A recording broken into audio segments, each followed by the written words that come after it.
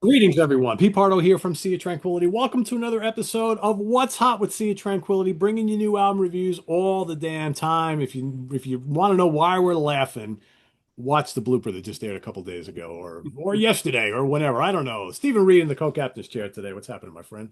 Yes, all good here, Pete. All good. Thank you. How's yourself? Doing all right, I guess. I'm better now. That was a good laugh. I couldn't.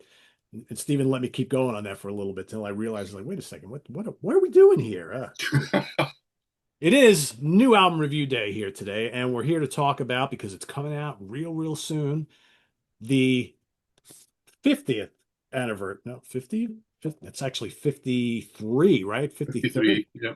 Yeah, but they're not actually calling it an anniversary. It's just the next in line of the deluxe editions from Jethro Tull, Still Living in the Past, which of course is Living in the Past from 1972. This is the double album compilation released from Jethro Tull back in 72, which was meant to kind of put together some of the cool unreleased rarities, B-sides, live stuff, as well as some best of the band up to that point. Because by the time this came out, they were ready to move into the next phase of their career. And that phase of their career was basically Aqualung and everything. Actually, Aqualung was right around the same time here, post Aqualung. So here on the original album, which was a nice gatefold release. I don't know if you have the original. No, look at that. There we go. Yeah, I've got the, that's what I should pull that out as well. I do have, keep forgetting I have that as well. There we go. So for those of you who missed it a couple weeks ago, I did do an unboxing of this stuff, but I did not talk about any of it because I tried to do it the day I got it and show everybody, but I hadn't listened to the whole package yet. So Stephen and I have taken a few weeks to do that, and we're ready. There we go. Lots of Jethro Tull here. So of course, on the vinyl and on the CD, you've got the new remix from Mr. Steven Wilson, of course.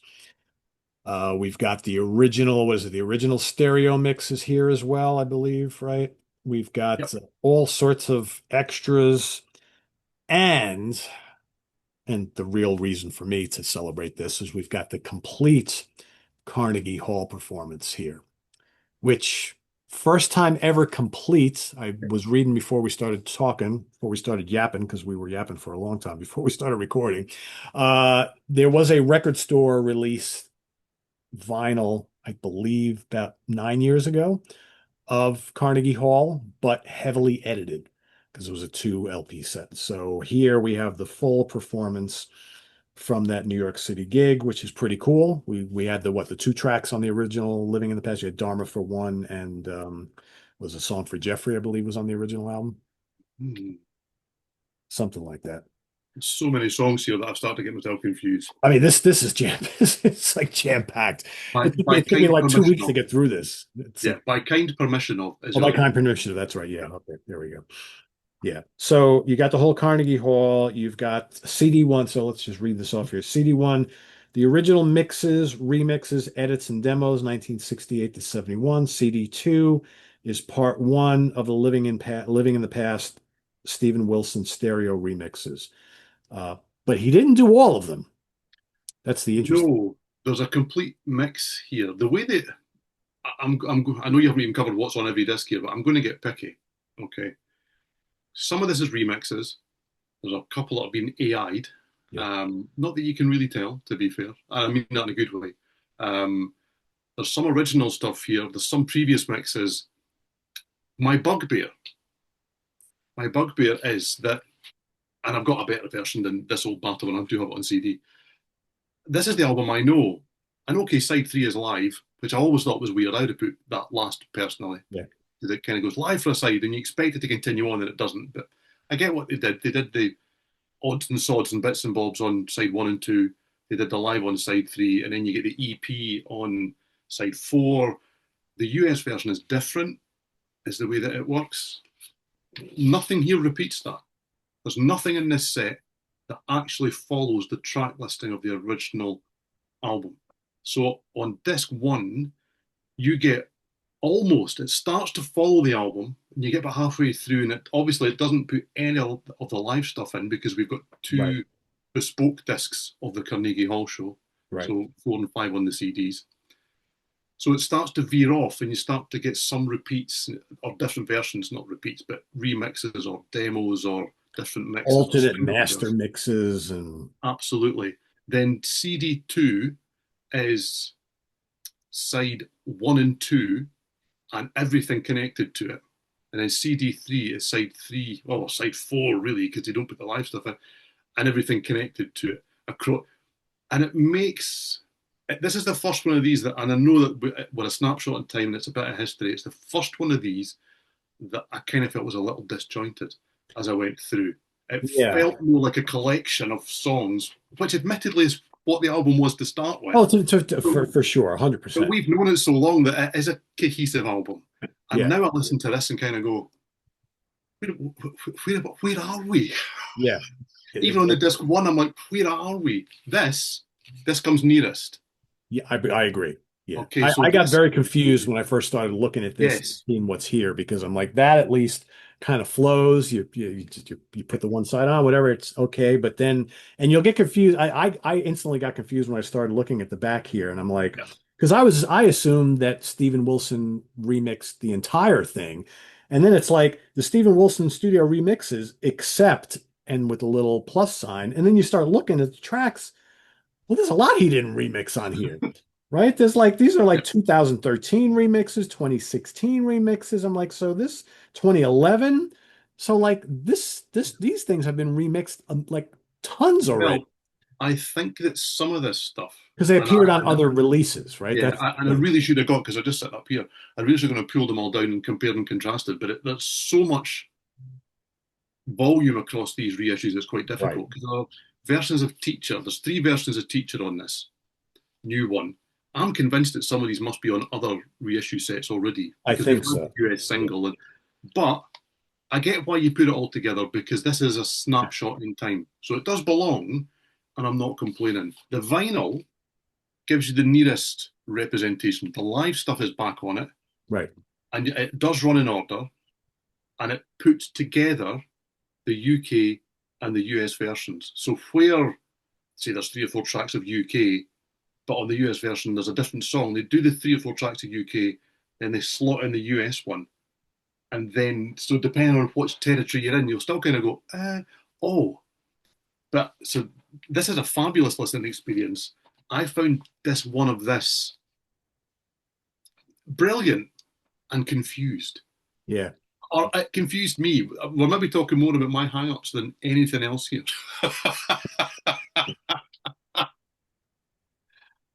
Yeah. I mean, I, I guess the more you kind of read into this, the more maybe it makes a little sense the way they presented it. So if you, I'll show everybody what I'm looking at right here. So here's the layout of each disc. So disc two, which contains the Steven Wilson stereo remixes, and then I mentioned Accept, right? The reason why they probably chose to not have him go in and remix everything is because remember, a lot of these tracks, these leftovers, these extras, and all that stuff were recorded during sessions for other albums. So you've got tracks that were originally on the Living in the Past that were recorded during the This Was sessions or Benefit or Stand Up, right? So when they released the box sets for those albums, they remixed those session tracks to be part of the bonus tracks for those box sets. Yeah. So they've already done that. So why have Steven go in and redo all that stuff again? Why not just take the stuff that has not already been remixed, that were not previously included on other editions? Those are the Steven Wilson remixes. They're mixed in with the prior remixes from whoever else remixed the previous ones. Am I confusing everybody already? Probably. No, I'm totally with you. But then again, I've heard that, but I'm totally with you. Yeah. So I think that was the rationale here. So people watching are probably going to say, well, if a good chunk of this has already been remixed, do I really need to buy this just to get 40 or 50% of the original album with the new remix by Steven Wilson? Because obviously the other half he didn't remix because it's already been remixed by someone else before. That's the decision you're going to have to make at home. I mean, that's,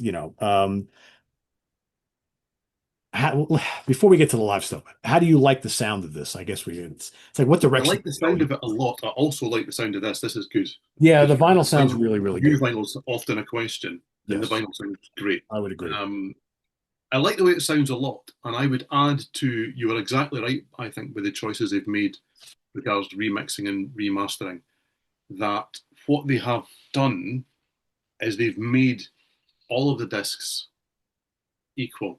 So you don't kind of go, oh, shiny new mix, oh, something from 1971. Yeah, there's a consistency across There's the a board. consistency. And I think that's what they were looking for. And as a listener, first time around just listening to it, it never even entered my head that I was delving back into time, sometimes delving back 10 years, sometimes delving back further, sometimes a brand new mix. Yeah, And I mean, there are also bespoke things along the way. You do have things like the Wandering Aloud Again, which is just Ian Anderson playing guitar and singing in various. So there are gems, there are lots of gems on here and things that you've never heard in ways you've never heard them yep, before on here. The big difference, if you are looking for new material, is that all of the other reissues in this series have had something you've never heard before. And I might be wrong with that, actually. There's maybe one or two that don't, but just about everything has something you've never heard before. There's, in terms of song titles, there's nothing here you've never heard before. But that doesn't mean to say there isn't stuff that makes you kind of stop and think. There's a master mix of My God. My God, yeah. it's massive. I love it. So that there have been songs that have made me stop in my tracks and go, oh, wow, boom, that's fantastic. So yeah, I've really enjoyed the studio stuff. This is the first one that I have got to the end of it and kind of gone, would I have done those things? Would I have made those choices? Ultimately, it doesn't matter because the music's great. Yeah, yeah, for sure. Yeah. I think, for me, like I've always not Marvel, but I've always loved to kind of listen to the two teacher versions, the UK and the US version back to back. And they're quite different actually. But I think with the remix on this, I realize how much more I like the US version than the UK version. It's got a lot of balls. I'm like, Yeah, I will agree. Actually, I'm right? I'm on the US version of that too. Yeah, because I I mean, grew up hearing that on the radio. They played that a lot here. There's probably it is still. just a ballsier version. I mean, and having had it so long, I've often wished that that's just kind of the version that they went with, and then we Yeah, discovered the other versions later. But that's not the way that it all worked. yeah, I think there's three versions of Teachers across the three studio discs, but there's also three versions of Life is a Long Song. I think you get three versions of Locomotive Breath. And that's another thing. It depends on what side of that balance you sit on. Are you a completist that loves to compare and contrast? Or do you get to the end of CD3 and go, how many times have I heard this song now? And I've kind of done both as I've gone through this set. yeah, yeah. And it has been an interesting experience. But ultimately, had they said, but you know, guys, we had these versions, but we decided not to put them on, I would be the first person going, why did you not put them on? Right. I That's want you got them. all this room. Squeeze on here somewhere, right? Yeah, for sure. So, complete hypocrite, I must admit. So, yes, I'd rather have it all than not. Yeah. Uh, and you got, there's of course the Blu-ray disc. Do they have a version of this with DVD? I don't remember, but No, there's only Blu-ray this oh, time, really, and this is the first one that's come with Blu-ray. So you get one Blu-ray as opposed to previously there's been like two DVDs and and a Blu-ray various things. It's release. been a Yes. little bit of a bugbear for some people. I haven't minded really, but some people are delighted that we've gone Blu-ray, and it allows everything that you get on the CDs and more to be on one disc, Yeah, which is which is good. kind of nice. Yeah. Yeah. So there's all, you get this DTS 5.1 surround sound, you get the PCM stereo, you got all these different options here, the flat stereo and so on and so forth. So if you have a home theater system, you can go crank it up there. It's got a nice menu and all that kind of stuff. So um Carnegie Hall. Hmm. I would say it's not one of Tull's best live performances I've ever heard, but it's pretty damn good. Well, see, It's different I snapshot of them. yes, I really like it. I maybe like it better than that. And is it one of the best ones I've ever heard? No, but it Very does different than bursting out feel for one. I mean, that's kind of yes. that's what I'm comparing it to, right? Because It Yeah, feels like the bursting birth of out, a you have Isle band. of Wight, and you have this. Those are the big, Yeah, you know, it feels to me a bit like the birth of a band. We're definitely moving from one time to another time yeah, yeah, with it. Um, and I do, I really like it actually. It's drawn me back a lot. I've listened to the Carnegie Hall way more than I've listened to the studio stuff, which is not necessarily what I anticipated. And the more I listen, the more I like it because they seem to be they're not quite set with how some of these songs are going to sound at that point.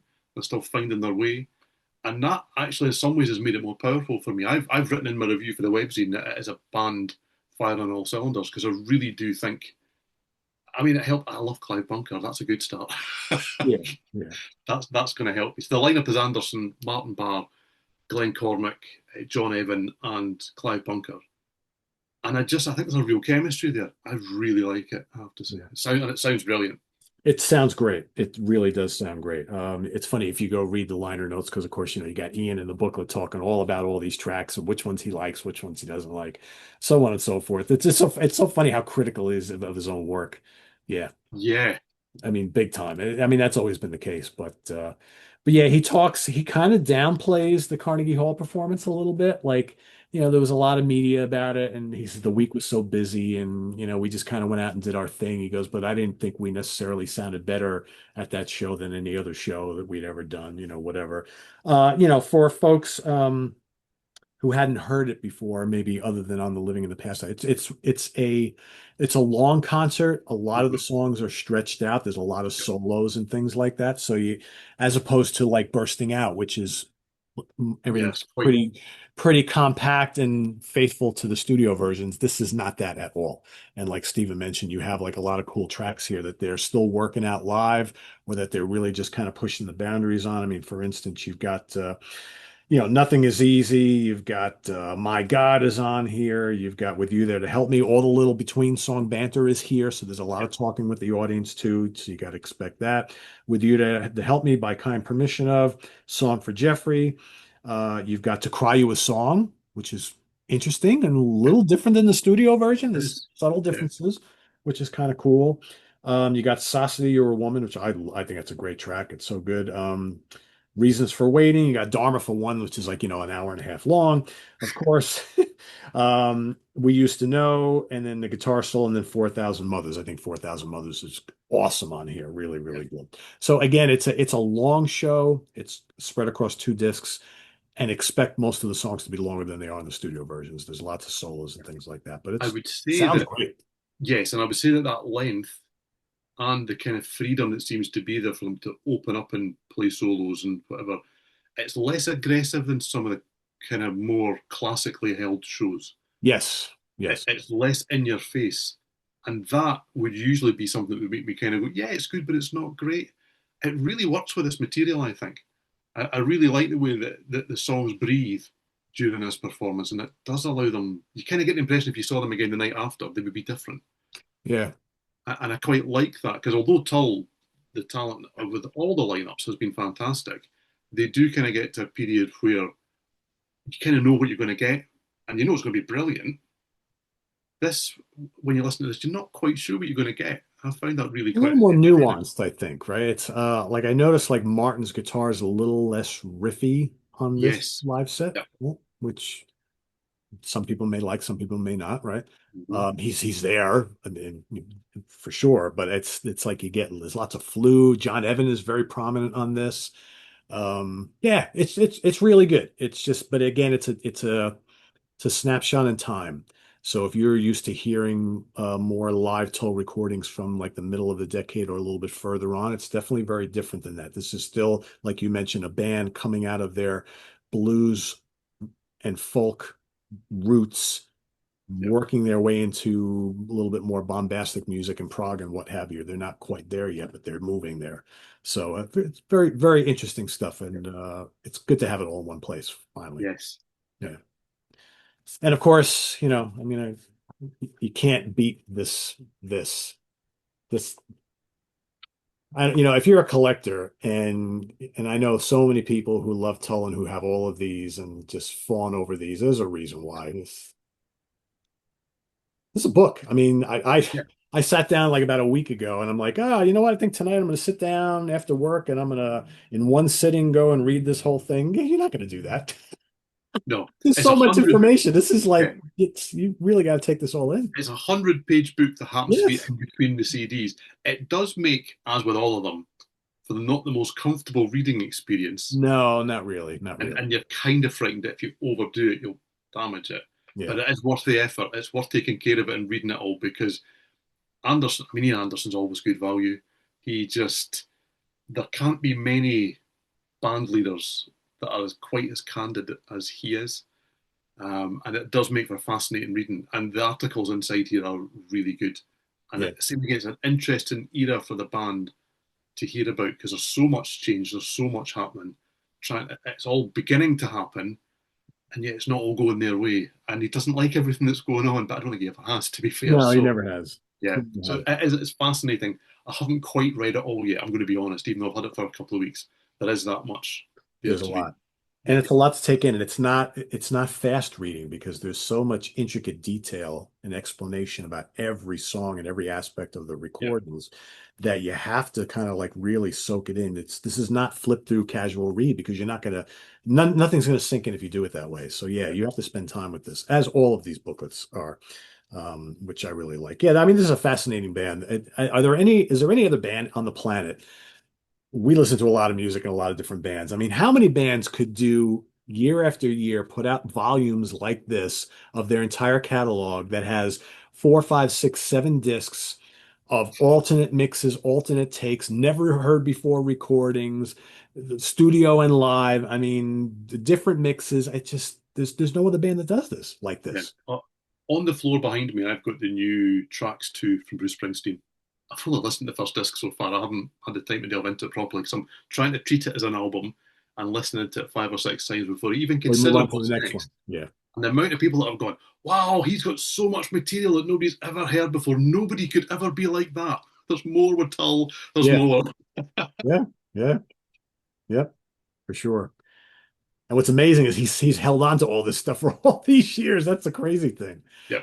I remember when the Stormwatch box came out a couple of years ago and hearing all those tracks you never heard from there before. I'm like, this Oh, stuff is as yeah. good as the stuff on the regular album. Why Yeah. is he holding on to this? Well, And great stuff too.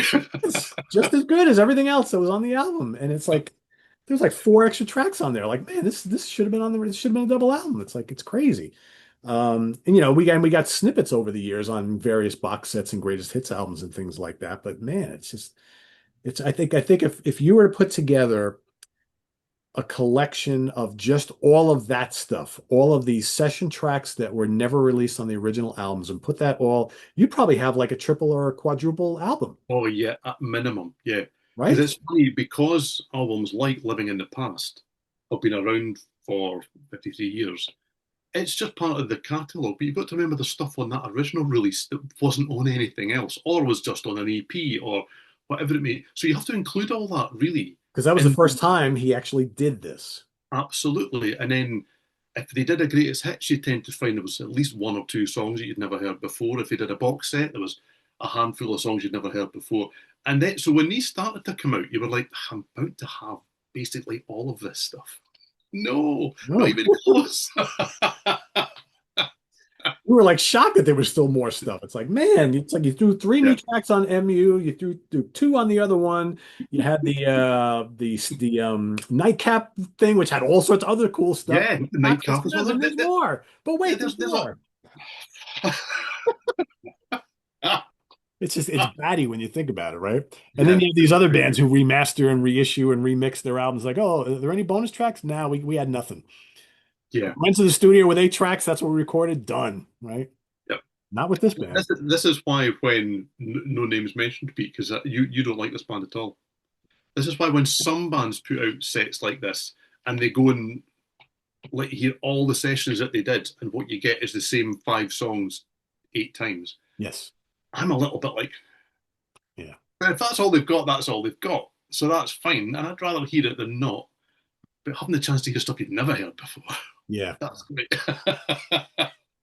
We're talking to you. Indeed. I love you guys, but man, come on. Yeah, yeah. Because those sets Uh, came out, and I was like, oh, these will be brilliant. And then you actually start to feel a bit worn down because you're like, oh, I love these songs. Not again, guys. yeah, I know. I don't need to hear version 8 with a cough in the second verse. I don't it's who gives a shit, right? Yeah. So but anyway, so all that being said, this is very, very good. It is a little there's maybe some inconsistencies that we both kind of pointed out here, but ultimately I'm ecstatic to have it, and there's a lot to love about it. A lot to love about it. I think it sounds great. There's just so much content. This Yeah. is probably the most jam-packed one we've had in a couple of years. I think because they've been so good, universally good, right from the start, right to now, that when it isn't bang on perfect for what my head would like, you start to go, they've kind of gone off the boil about this. This is great. If I've given any indication that this is not great, then I apologize. This is great.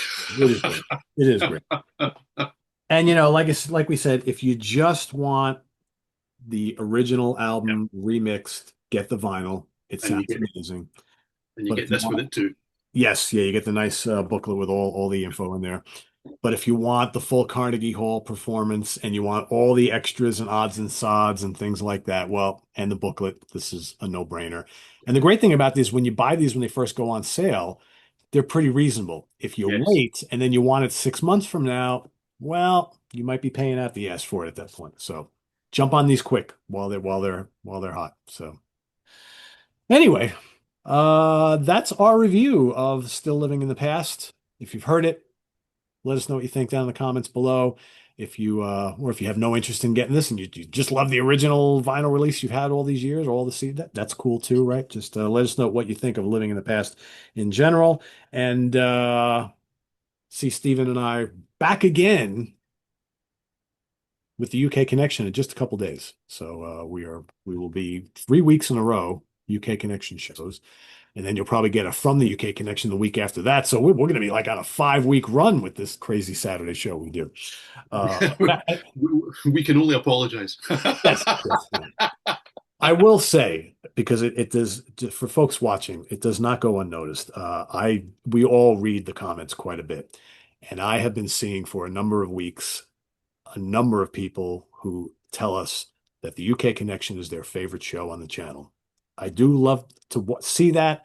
It warms my heart. If you say that about any show on the channel, it warms my heart. But the legend of the UK Connection has been growing, and it's not lost on us. We do see the comments, and we do appreciate them, and we're happy that we're making you guys happy with this little show that we do on Saturdays. So we'll keep doing it, and hopefully we won't piss you guys off too much for the show. Maybe that you don't like so much, or a topic that you don't like. But anyway, thanks for watching. We'll see you on Saturday on the UK Connection. You'll see me regularly throughout the rest of the week, but Stephen and Simon will be back on Saturday for a look back to 2014. Yep, that's correct. 2014. So we're recording that on Wednesday. We'll be back for you on Saturday. Oops, I just gave away the secret. Okay. Well, and I think they know by now, right?